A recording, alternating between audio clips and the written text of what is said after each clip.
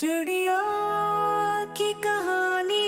चिड़िया चिड़िया चू चू करती, दरख्त पे बैठ के गाती थी। हर दिन सुबह को जाग के सबको कहानी सुनाती थी।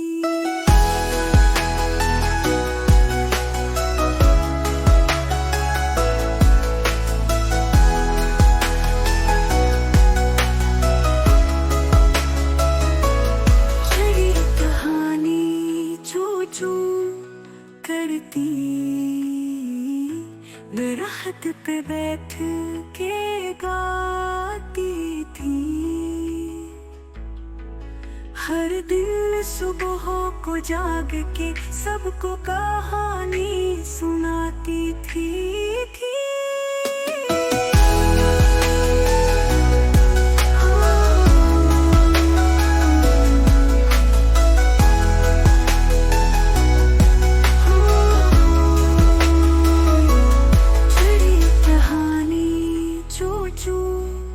करती,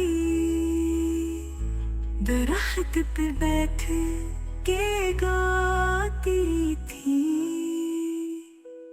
हर दिन सुबह को जाग के सबको कहानी सुनाती थी।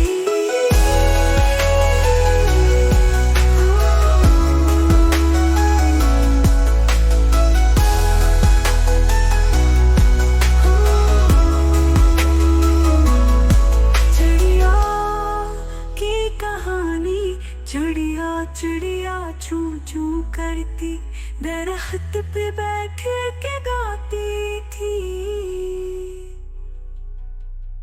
हर दिन सुबह को जाग के सबको कहानी सुनाती थी।